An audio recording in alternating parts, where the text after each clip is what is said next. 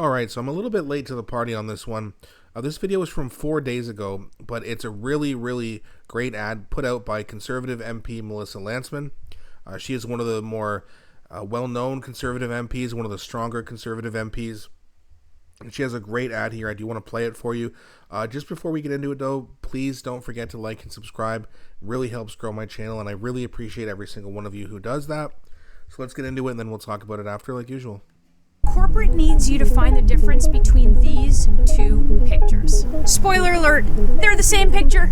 So Mark Carney might be our new Prime Minister, but his new cabinet shows us that he's just like the last guy. 13 of Trudeau's senior ministers survived, and now Carney's senior ministers. So take Sean Fraser, Trudeau's old immigration minister who lost track of the people that he let in. He broke a 100-year consensus that this country had on immigration. Then he moved to the housing portfolio, where he made sure that home ownership was out of reach for any young Canadians, immigrants, or working people who aspired to it. He didn't want to run for re-election, telling us that he wanted to spend more time with his family. And I can tell you, more than anything else, I want to spend more time with my kids, and I hope my kids are going to want to spend more time with me. Yeah, how did that go? How did that go? Now, I'm not going to say anything bad about his family. I'm not going to talk bad about a person's family, but it is interesting how all of a sudden things just changed. The Liberals gained points in the polls, and now Mark Carney made him the Justice Minister. His old motto as Immigration Minister was everyone gets in, and now as Justice Minister, it'll be everyone gets out. He's already recommitted to keeping the same Trudeau-era catch-and-release laws and bragged on camera about wanting to do it all while working from home. So you need more proof?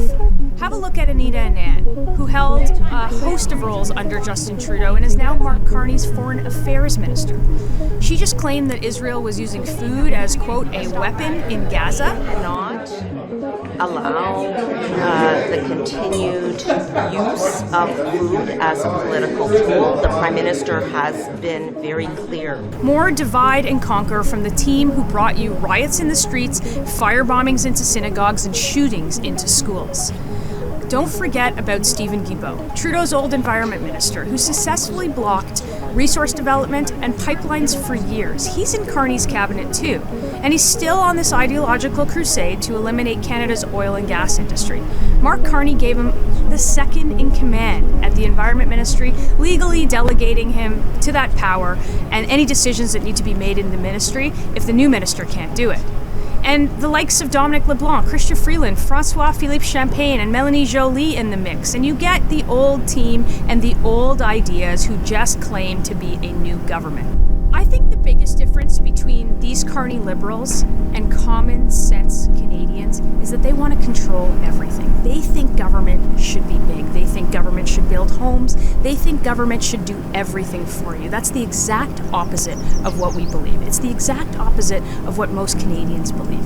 We think that you should have control over your own destiny. We can't. Canada can't afford to do the same thing as we did before.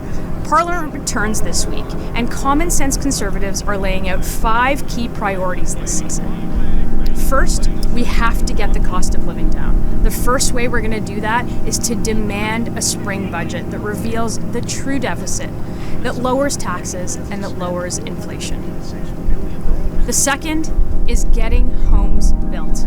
We've already seen that this government has absolutely no intention of lowering home prices, and the word home ownership didn't even appear in their housing plan. The third priority is economic independence by unleashing our businesses and our resources here in Canada.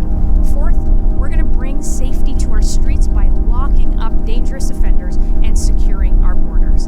And finally, we're going to get immigration under control after a decade of Liberal incompetence. You know we have to do it. They know we have to do it. These are going to be our priorities for the coming session. And it's a big part of the election campaign that had millions of Canadians support us and support them. We've already seen the Carney government steal a few of our campaign ideas. And you know what? We're happy about that. Steal as many ideas as you want for the good of this country.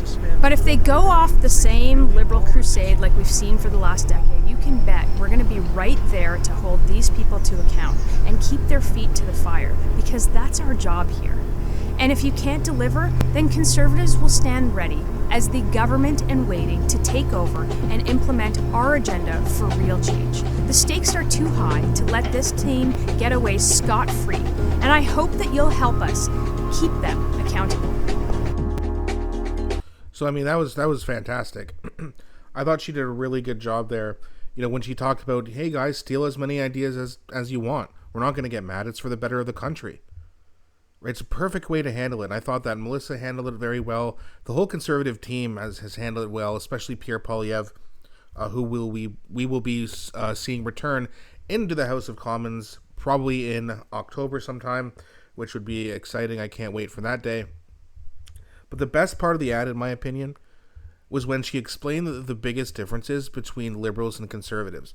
Liberals want control. They want power. They want to control everything. They want big government. And I hate big government. I know a lot of you feel the same way. Libertarians don't like big government. Populists don't like big government. We want the government to serve us for what we need and then stay the hell out of our way. Right? Like Pierre even said himself, if he were to start his own party based off of his political ideologies, it would be called the Mind Your Own Damn Business Party. And that's what conservatism partly should be. We don't want big government. We don't want mandates and lockdowns. We don't want you to need to build houses for us. We just want to make it so that people can make houses for a decent cost, make a decent amount of money, and then someone will buy it for a decent price with a decent mortgage. But that's all gone now. It's too expensive. There's so much red tape, inflation's through the roof, lumber, and now we have tariffs on aluminum and steel that are going to double by tomorrow, I believe. So, you know, it's getting too difficult, and everything's too expensive, and the government knows, the conservative part of the government knows that they need to just stay out of people's way. Cut these taxes, cut the red tape, and let's get things moving. That's how you get things done.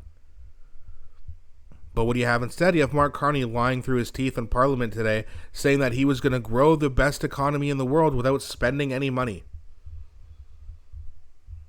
As if that's even possible. It's craziness to me, but that's the world we live in. Let me know what you guys think, though. Do you think this ad was really great by Melissa Lantsman? Do you think she did a great job? Do you think she missed on something? And let me know what was your favorite part of the ad as well.